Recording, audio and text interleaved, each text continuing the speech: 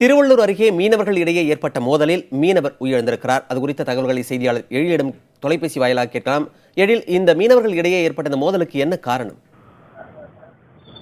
மணிமாறன், இந்த வெள்ளம்பேடு மீனவ கிராமத்தில் எல்லையும் சத்திரத்தான் ஆகிய இரண்டு பேருக்கும் தொடர்ந்து 2 மாதமாக ஒரு முன்னுரிமை இருந்து வந்திருக்குது. இதன் காரணமாக அவர்கள் ஏற்கனவே கூட இந்த மோதலில் ஈடுபட்டிருக்கிறார்கள்.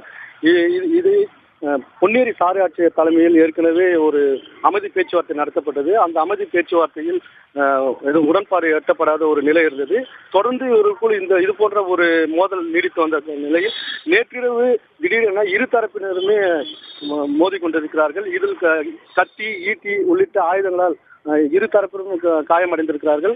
இதில் குறிப்பாக 10க்கும் மேற்பட்ட வீடுகள் சூறையாடப்பட்டிருக்கிறது.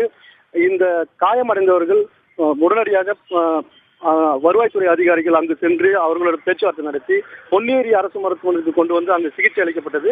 அந்த மேல் சிகிச்சைக்காக சென்னை அரசு மருத்துவமனைக்கு அனுப்பப்பட்டிருக்கிறார்கள். இந்த நிலையில் தான் அங்கு படுகாயமடைந்த அண்ணாதுரை என்பவர் உயிரிழந்திருக்கார். ஏற்கனவே குணா என்பவர் ஈட்டியால் குத்தப்பட்டது குடல் வெளியே வந்த நிலையில் அவர் ஆபத்தான நிலையிலும் மருத்துவமனையில் அனுமதிக்கப்பட்டிருக்கிறார். பணிமாறன், எழில், ஒரு மீனவர் இப்போ உயிரிழந்திருக்கிற நிலையில காவல்துறையினர் என்ன நடவடிக்கை எடுத்திருக்காங்க?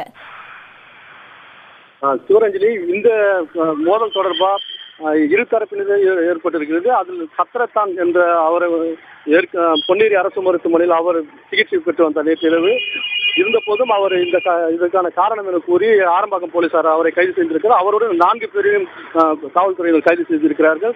மேலும் இந்த பதற்றம் நீடித்து வருகிற நிலையில் அந்த வெள்ளம்பேடு மீனவ கிராமத்தில் அதிக அளவு போலீசார் குவிக்கப்பட்டிருக்கிறார்கள்.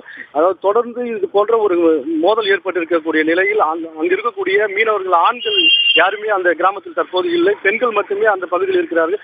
பதற்றம் ஏற்படாதவாறு ஏராளமான போலீசார் குவிக்கப்பட்டிருந்தாலும் கூட இன்னும் கூட அதில் அங்கே பதற்றம் தனியாத ஒரு சூழ்நிலை இருக்கிறது. அதனால் பொன்னேரி சார் ஆட்சியர் தலைமையில் தற்போது பேச்சுவார்த்தை நடத்தக்கூடிய ஒரு நிலை கூட இருக்கிறது. ஆனால் தற்போது அங்கே மீனவர்கள் யாரும் இல்லாததால் இப்ப இந்த நிலை நீடித்து வரக்கூடிய சூழ்நிலையில் போலீசாரும் வருவாய்த்துறையினரும் அங்கு சென்று தற்போது பேச்சுவார்த்தை நடத்தியிருக்கிறார்கள். சிவரஞ்சனி, எழில், மருத்துவமனையில் அனுமதிக்கப்பட்டிருக்கும் மற்ற மீனவர்களின் நிலை குறித்து மருத்துவர்கள் என்ன சொல்றாங்க?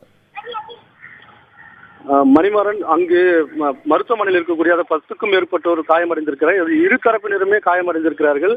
அதில் குறிப்பாக அந்த குணா என்பவர் ஈட்டியால் குத்தப்பட்டு ஆபத்தான நிலை இருக்கிறார். மேலும் சிவசங்கரன் என்பவர் அதிக காயம், உடலில் ஆங்காங்கே வெட்டுப்பட்டு அவர் காயமடைந்திருக்கிறார். இந்த நிலையில் அவர்களுக்கு சிகிச்சை என்பது அளிக்கப்பட்டிருக்கு. இருந்த போதிலும் ஆபத்தான நிலையிலே இருப்பதாக மருத்துவ தரப்பில் தெரிவிக்கப்பட்டிருக்கிறது.